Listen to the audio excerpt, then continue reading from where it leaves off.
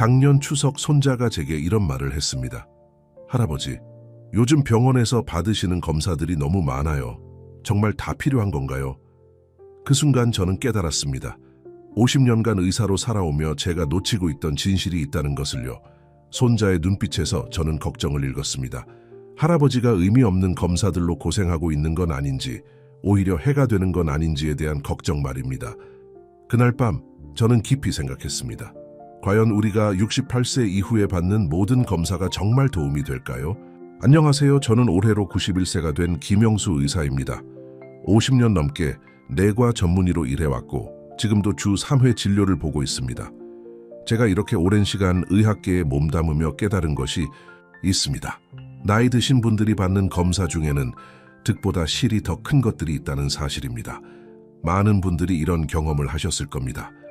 병원에 가면 의사가 이런저런 검사를 권합니다. 혹시 모르니까 한번 해보시죠. 나이가 나이인 만큼 꼼꼼히 확인해야죠. 이런 말들을 들으며 여러분은 어떤 기분이 드셨나요? 아마도 당황스러우셨을 겁니다. 정말 필요한 건가? 하는 의문이 들면서도 의사 말을 거역하기는 어려우셨을 테지요. 그래서 이것저것 다 받으시고 집에 돌아와서는 걱정이 더 늘어났을 겁니다. 저는 지난주에 78세 박 할머니를 만났습니다. 할머니는 울면서 제게 말씀하셨습니다. 선생님, 저는 이제 뭘 믿어야 할지 모르겠어요. 작년에 받은 검사에서 이상하다고 해서 또 검사하고 또 검사하고 결국엔 아무것도 아니었는데 그 몇 달 동안 얼마나 고생했는지 몰라요. 할머니의 이야기를 들으며 저는 마음이 아팠습니다. 이런 일이 너무 자주 일어나고 있습니다. 여러분, 이것은 여러분의 잘못이 아닙니다. 아무도 여러분에게 진실을 말해주지 않았을 뿐입니다. 의학계에는 오래된 관행이 있습니다. 더 많은 검사가 더 안전하다는 생각입니다. 하지만 이것은 젊은 사람들에게나 해당하는 이야기입니다. 68세 이후부터는 상황이 완전히 달라집니다. 우리 몸은 68세를 기점으로 검사에 대한 반응이 달라집니다. 젊을 때는 견딜 수 있었던 검사들이 이제는 오히려 몸에 부담을 줄 수 있습니다. 또한 이 나이에는 검사 결과가 잘못 해석될 가능성도 높아집니다. 예를 들어보겠습니다. 젊은 사람에게서 발견되는 작은 이상 소견은 정말 문제가 될 수 있습니다. 하지만 70대, 80대에서 같은 소견이 발견된다면 그것은 자연스러운 노화 과정일 가능성이 높습니다. 그런데도 많은 의사들이 이런 차이를 간과합니다. 젊은 환자와 똑같은 기준으로 검사를 권하고 결과를 해석합니다. 이것이 바로 문제의 시작입니다. 오늘 제가 여러분께 말씀드릴 것은 68세 이후에 꼭 피해야 할 검사 5가지입니다. 이 검사들은 도움보다는 해가 더 클 수 있습니다. 그리고 이 모든 것을 7일 안에 정리할 수 있는 방법도 알려드리겠습니다. 비용도 거의 들지 않고 집에서 할 수 있는 방법입니다. 첫 번째로 피해야 할 검사. 연간 전신 CT 검사. 많은 분들이 종합검진이라는 이름으로 매년 전신 CT를 받으십니다. 병원에서는 조기 발견이 중요하다고 말합니다. 틀린 말은 아닙니다. 하지만 68세 이후에는 이야기가 달라집니다. 75세 정 할아버지의 이야기를 들려드리겠습니다. 할아버지는 5년간 매년 전신 CT를 받으셨습니다.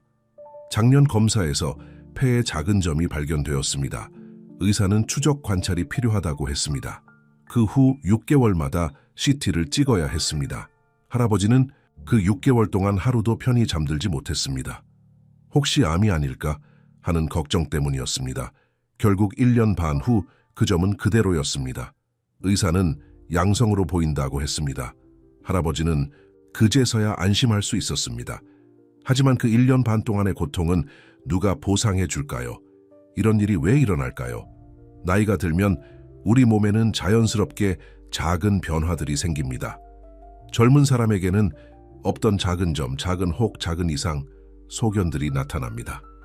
이것들 대부분은 해롭지 않습니다. 자연스러운 노화 과정의 일부입니다.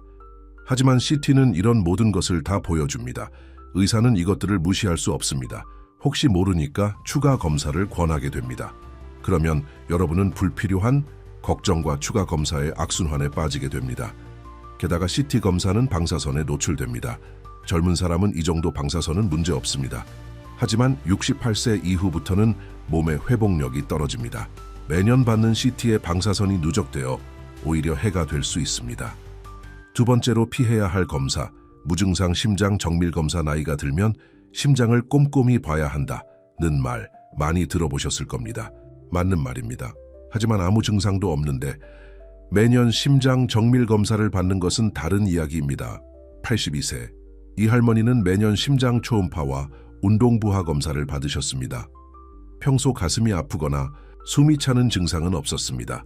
하지만 예방이 중요하다는 의사 말에 따라 계속 검사를 받으셨죠.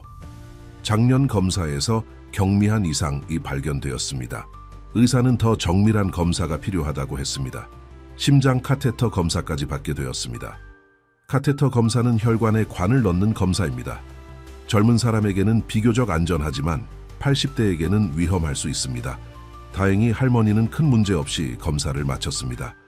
결과는 치료가 필요할 정도는 아니다였습니다. 그렇다면 처음부터 그 검사가 필요했을까요? 심장은 나이가 들면서 자연스럽게 변합니다. 심장 근육이 조금 두꺼워지고 판막이 조금 뻣뻣해집니다. 이것은 병이 아닙니다. 70년, 80년을 뛴 심장의 자연스러운 모습입니다. 하지만 정밀 검사를 하면 이런 변화들이 모두 이상 소견으로 보고됩니다. 그러면 의사는 더 자세히 봐야 한다고 합니다.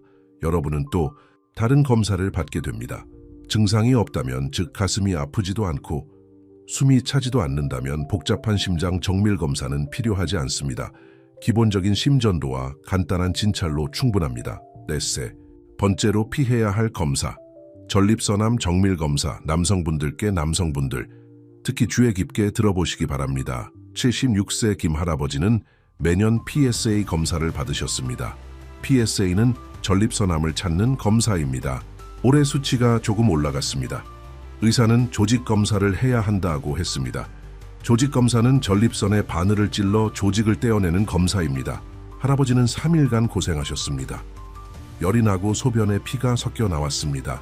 결과는 초기 전립선암이었습니다. 의사는 수술이나 방사선 치료를 권했습니다. 할아버지는 며칠 밤을 뜬 눈으로 지사해오셨습니다. 하지만 제가 할아버지께 말씀드렸습니다. 할아버지 나이에 발견되는 전립선암은 대부분 천천히 자랍니다. 치료하지 않아도 일상생활에 지장을 주지 않을 가능성이 높습니다. 실제로 의학 연구에 따르면 75세 이후에 발견되는 전립선암의 90% 이상은 치료하지 않아도 큰 문제가 되지 않습니다. 오히려 수술이나 방사선 치료의 부작용이 더 클 수 있습니다. 할아버지는 정기적인 관찰을 하기로 했습니다. 2년이 지난 지금도 별다른 증상 없이 건강하게 지내고 계십니다. 전립선은 나이가 들면 자연스럽게 커집니다. PSA 수치도 따라서 올라갑니다. 이것은 정상적인 현상입니다. 하지만 이 수치만 보고 암 검사를 해야 한다고 하는 것은 적절하지 않습니다. 소변 보기 힘들거나 자주 마려운 증상이 심하다면 치료가 필요합니다. 하지만 증상이 없다면 굳이 정밀 검사를 받을 필요가 없습니다. 네 번째로 피해야 할 검사. 골밀도 정밀 검사 후 과도한 추적 검사. 골밀도 검사 자체는 필요합니다. 특히 여성분들은 폐경 후 골다공증 위험이 높아지니까요. 하지만 문제는 그 이후입니다. 73세 박 할머니는 골밀도 검사에서 골감소증이라는 진단을 받았습니다. 의사는 정기적으로 계속 확인해야 한다며 6개월마다 검사를 권했습니다. 할머니는 그 후 2년간 4번의 골밀도 검사를 받았습니다. 매번 비슷한 결과가 나왔습니다. 큰 변화는 없었습니다. 하지만 검사비는 계속 나갔고 할머니는 뼈가 약해진다는 걱정을 계속 안고 살아야 했습니다. 골밀도는 하루아침에 급격히 변하지 않습니다. 특히 치료를 받고 있다면 더욱 그렇습니다. 6개월마다 검사할 필요가 없습니다. 1, 2년에 한 번이면 충분합니다. 더 중요한 것은 검사보다 예방입니다. 적당한 운동, 칼슘과 비타민, D 섭취, 균형 잡힌 식사가 골밀도 검사를 자주 받는 것보다 훨씬 도움이 됩니다. 저는 할머니께 이렇게 말씀드렸습니다. 할머니, 검사 받는 시간에 산책을 하세요. 그것이 뼈 건강에 더 도움이 됩니다. 다섯 번째로 피해야 할 검사. 무증상 위내시경 정밀 검사. 나이가 들면 위암 검사를 받아야 한다는 말 맞습니다. 하지만 매년 받을 필요는 없습니다. 특히 아무 증상이 없다면 더욱 그렇습니다. 19세 초의 할아버지는 10년간 매년 위내시경을 받으셨습니다.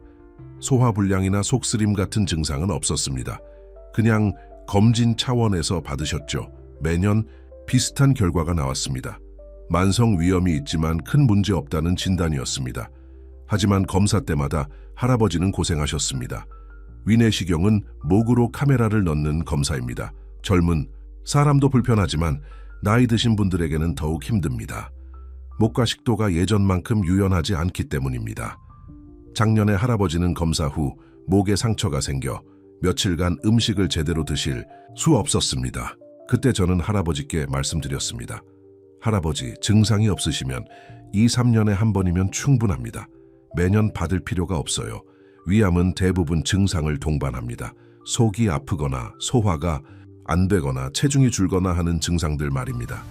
이런 증상이 없다면 굳이 매년 힘든 검사를 받을 필요가 없습니다.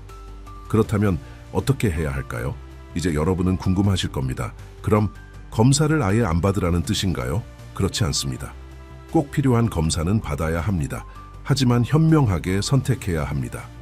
7일 안에 실천할 수 있는 현명한 건강관리법제가 50년간 환자들을 보며 터득한 방법을 알려드리겠습니다. 이 방법은 돈도 별로 들지 않고 집에서 할 수 있습니다. 그리고 7일 안에 효과를 느낄 수 있습니다. 1단계, 나만의 건강 노트 만들기 1, 2일차. 먼저 작은 공책을 하나 준비하세요. 거창할 필요 없습니다. 학용품점에서 파는 간단한 노트면 충분합니다. 이 노트에 매일 다음 사항들을 적어보세요. 오늘 몸의 상태, 아픈 곳이 있는지, 컨디션은 어떤지, 먹은 음식, 간단하게만, 운동이나 활동량 잠든 시간과 일어난 시간 기분 상태와의 이런 것을 적어야 할까요? 우리 몸은 매일 신호를 보냅니다. 하지만 대부분 무시하고 지나갑니다. 노트에 적다 보면 내 몸의 패턴을 알 수 있습니다. 어떤 날의 컨디션이 좋았는지, 무엇을 먹었을 때 속이 편했는지 같은 것들 말입니다. 이런 정보는 어떤 검사보다도 정확합니다. 내 몸을 가장 잘 아는 사람은 바로 나 자신이니까요. 일세우 할머니는 이 방법을 실천한 후 놀라운 발견을 하셨습니다. 매주 화요일마다 어지럼증이 있다는 것을 알게 된 거죠. 생각해보니 화요일마다 혈압약을 2번 드시고 계셨습니다. 실수로 아침, 저녁 2번 드시고 있었던 겁니다. 이런 문제는 어떤 정밀 검사로도 찾아낼 수 없습니다.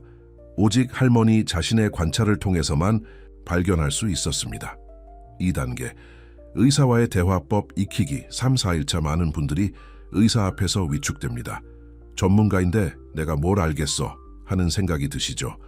하지만 여러분은 내 몸의 전문가입니다.